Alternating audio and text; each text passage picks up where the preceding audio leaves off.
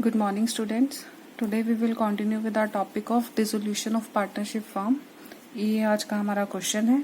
XYZ partners हैं 3:2:1 में. Balance sheet हमें गिवन है at the date of dissolution. उसके बाद हमें कुछ एडजस्टमेंट्स गिवन है. ये हमें कुछ एडजस्टमेंट्स गिवन है और उसके बाद हमें बोला है कि प्रिपेयर करने हैं necessary ledger accounts. Necessary ledger accounts कौन कौन से प्रिपेयर होते हैं डिसोल्यूशन के टाइम पे. सबसे पहले हम बनाते हैं रियलाइजेशन अकाउंट. ये हमारा फर्स्ट स्टेप है. सेकंड हम बनाते हैं कि अगर हमने कोई पार्टनर से लोन लिया हुआ है तो वो. थर्ड हमारा स्टेप है कि हमने कैपिटल्स अकाउंट बनाने हैं. और फोर्थ स्टेप है हमने कि बैंक अकाउंट या कैश अकाउंट वो प्रिपेयर करना है. तो सबसे पहले हम क्या करते हैं, जो बैलेंस शीट में एसेट्स हैं लायबिलिटीज हैं उनको रियलाइजेशन अकाउंट में रिकॉर्ड करते हैं. तो हमें गिवन है बैंक बैलेंस या कैश बैलेंस. अगर हमें बैलेंस शीट में गिवन होगा तो हमने उसको रियलाइजेशन अकाउंट में शो नहीं करना. उसको हमने कहाँ शो करना है, उसको हमने उनका जो सेपरेट अकाउंट हम प्रिपेयर करते हैं उसमें शो करना है. बैंक बैलेंस दे रखा है तो हम इसको यहाँ रिकॉर्ड करेंगे. एसेट है तो एसेट का opening balance, debit side 2 balance brought down 1000. Next है हमें डेटर्स गिवन है. तो अब रियलाइजेशन अकाउंट में हमने कहा शो करना है इसको, डेबिट साइड में 2 डेटर्स. और साथ में हमें इसका प्रोविजन भी गिवन है. तो मैंने बताया था तो आपको इनको अलग अलग जो है वो शो करना है. डेटर्स में कंप्लीट 15,000 और प्रोविजन हमारा इधर आ जाएगा. By provision for doubtful debts 1000. तो अल्टीमेट तो 14 ही हो गया ना. नेक्स्ट है स्टॉक. तो स्टॉक हम रिकॉर्ड कर देंगे 2 स्टॉक. ये हमें गिवन है 80,000 का. नेक्स्ट है इन्वेस्टमेंट. ये भी एसेट, ये आएगी 20,000. प्लांट गिवन है हमें 2 प्लांट. ये है 75,000 का. और लास्ट में हमें गिवन है गुडविल. तो ये हमने पढ़ा था जब मैंने आपको रियलाइजेशन अकाउंट बनाना सिखाया था कि अगर गुडविल गिवन होगी बैलेंस शीट में तो आपने गुडविल को भी रिकॉर्ड करना है रियलाइजेशन अकाउंट में. तो अब गुडविल एसेट है तो हम इसको यहीं पर रिकॉर्ड कर देंगे 2 गुडविल. ये है हमारी 35,000. अब हमारा एसेट साइड का सारा काम जो है हो गया, सारे हमने रिकॉर्ड कर लिए. अब किधर की बारी आ रही है, अब आ रही है बारी लायबिलिटी साइड की. तो हमने क्रेडिट साइड रिकॉर्ड करना है. First is creditors. By creditors 18,500. By Mrs x loan. अब एक्स पार्टनर है, उसकी वाइफ से लोन लिया है तो क्या वो हमारी आउटसाइड लायबिलिटी होगी. जो रियलाइजेशन अकाउंट बनाते हैं हम उसमें आउटसाइड लायबिलिटी को रिकॉर्ड करते हैं. तो हमने लोन लिया, ये हमारी आउटसाइड लायबिलिटी है. चाहे वो पार्टनर की वाइफ से भी क्यों ना लिया हो तो वो हमारी आउटसाइड लायबिलिटी है. तो हम यहाँ रिकॉर्ड कर लेंगे by Mrs x loan 8,000. Next है x loan.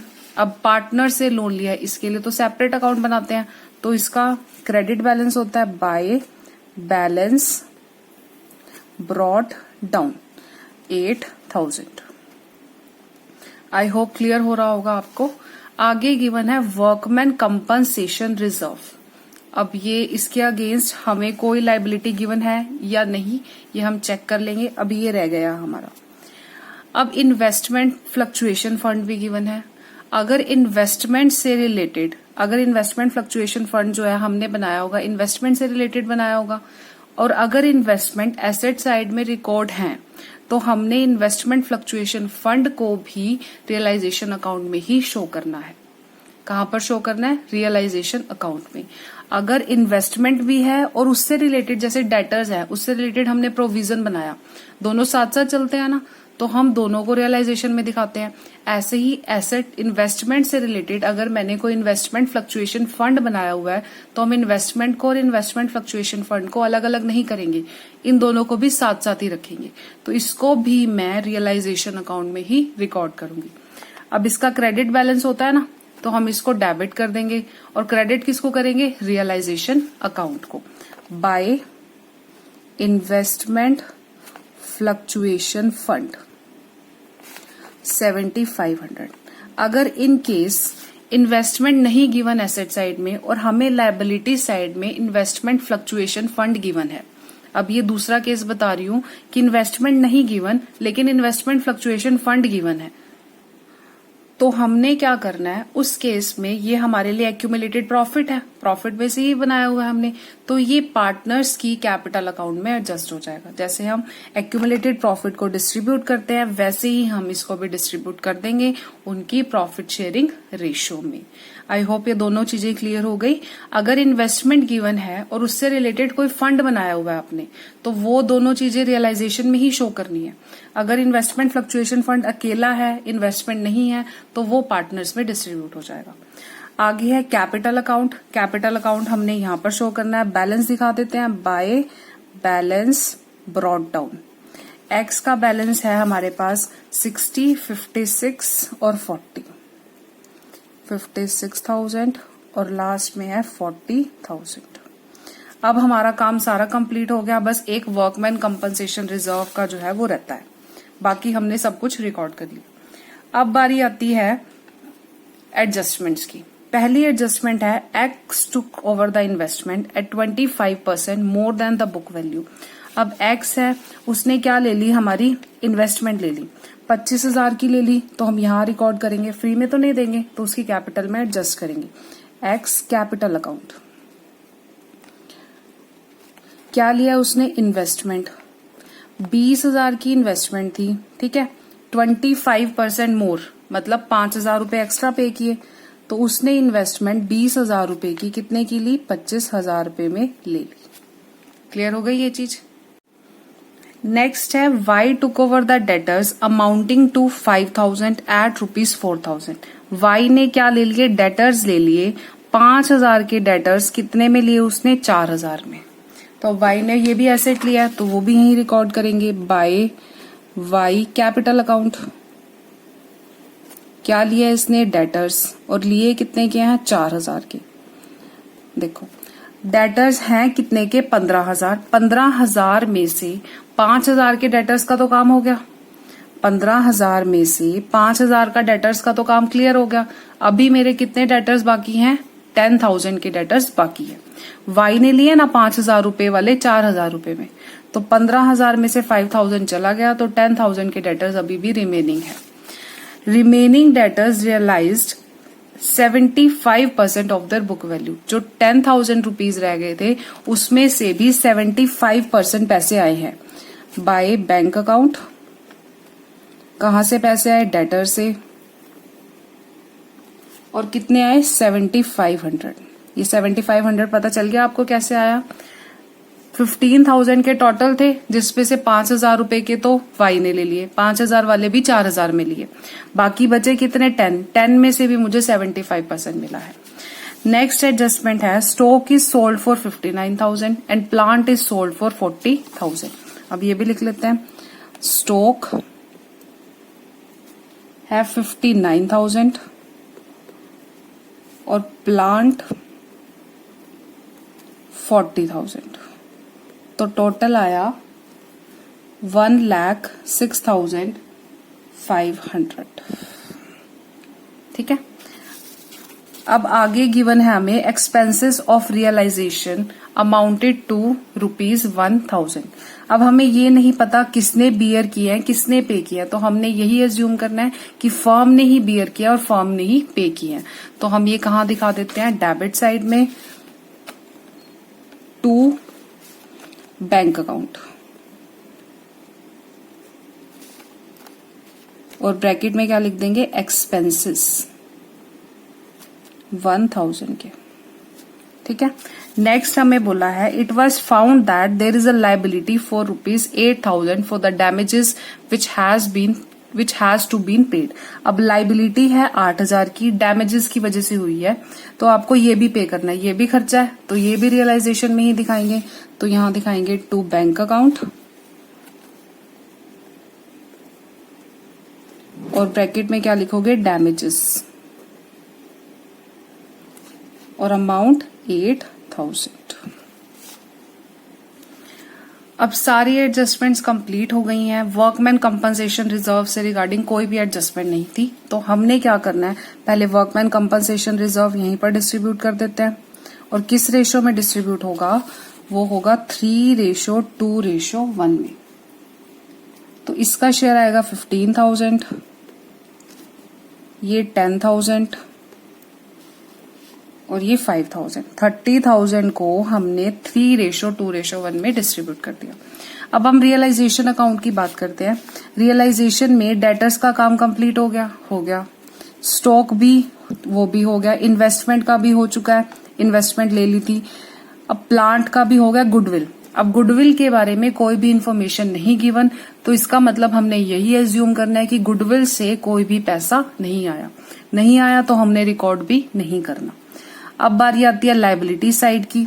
Provision for doubtful debts, ये लायबिलिटी नहीं है। क्रेडिटर्स लायबिलिटी है, इसके बारे में कुछ भी नहीं कहा, तो आपको क्या करना है, इसको पे करना है। लायबिलिटी के केस में अगर आपको कुछ भी नहीं बोला हुआ, फिर भी आपको वो पे करनी ही करनी है। टू बैंक अकाउंट, और क्या पे किया है हमने, क्रेडिटर्स। और क्रेडिटर्स है 18,500 के। और उसके बाद हमें गिवन है मिसेस एक्स लोन, ये भी लायबिलिटी है, तो इसकी भी हमने पेमेंट कर दी। इन्वेस्टमेंट फ्लक्चुएशन फंड कोई भी लायबिलिटी नहीं है, तो इससे रिगार्डिंग कोई भी पेमेंट नहीं होगी।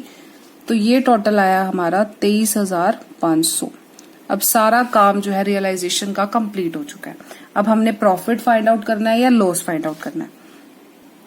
तो इसमें हमारा लॉस आया 90,000 का, तो हमने क्या किया, इसको डिस्ट्रीब्यूट कर दिया 3:2:1 में। अब बारी आती है लोन की। अब रियलाइजेशन का काम कंप्लीट, अब हमने क्या करनी है, लोन की पेमेंट कर देनी है टू बैंक अकाउंट। यही आएगा 8,000। ये अकाउंट भी क्लोज हो गया। 2 स्टेप कंप्लीट। थर्ड स्टेप में हमने क्या बनाना है, कैपिटल अकाउंट। अब रियलाइजेशन से देखते जाते हैं, कैपिटल में हमने कोई एंट्री तो नहीं करनी है तो हम करते जाएंगे। अब यहां पर तो देखो कुछ भी नहीं है, इधर से स्टार्ट हुआ इन्वेस्टमेंट की एक्स कैपिटल अकाउंट, तो टू रियलाइजेशन अकाउंट और ब्रैकेट में लिख देंगे एसेट टेकन। एक्स ने भी लिया है और वाई ने भी। एक्स ने लिया है 25,000 के और वाई ने 4,000। जेड ने कोई भी एसेट नहीं लिया। उसके बाद आता है लॉस। अब हम लॉस ट्रांसफर कर देंगे टू रियलाइजेशन अकाउंट और ब्रैकेट में लॉस 45,000, 30,000 और लास्ट है 15,000। अब हमने क्या निकालना है, इनका बैलेंस। अब बैलेंस की भी पेमेंट करनी है क्योंकि अब हम क्लोज कर रहे हैं सारे अकाउंट्स। इधर का टोटल आया 75,000, इसका 66 और ये 45। अब ये तो था, ये उनको पैसे देने हैं ना, उनका क्रेडिट बैलेंस है 75 देने हैं, जिसमें से 70,000 तो एडजस्ट हो गए, तो बाकी कितने बचे 5,000 रुपए। 66 में से 34 तो आपने एडजस्ट कर दिए, बाकी बचे 32,000। 45 में से 15,000 तो एडजस्ट हो गए, तो बचे कितने 30,000 की आप इसको पेमेंट कर दोगे। ये हमारा कैपिटल अकाउंट भी कंप्लीट हो गया। अब हमारा लास्ट स्टेप जो है बैंक अकाउंट। अब बैंक की जो है ट्रांजैक्शंस वो हम बैंक अकाउंट में ट्रांसफर करते रहेंगे।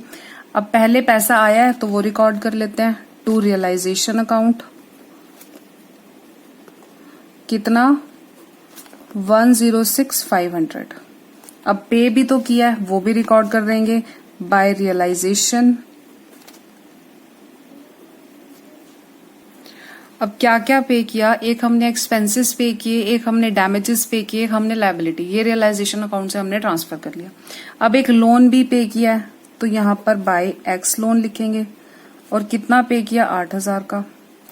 और इधर से हमने कैपिटल्स भी पे कर दी, कैपिटल्स का जो बैलेंस था तो वो भी मेंशन कर देंगे by X capital account, by Y capital account, by Z capital account. X को पे किए 5,000, वाई को 32,000 और Z को 30,000।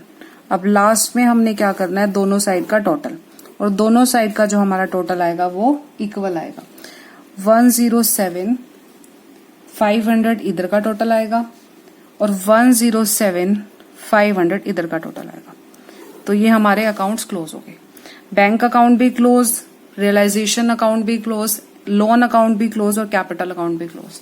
तो ये हमारी फॉर्म जो है वो डिसॉल्व हो गई है। आई होप आपको क्लियर हो गया होगा। Thank you.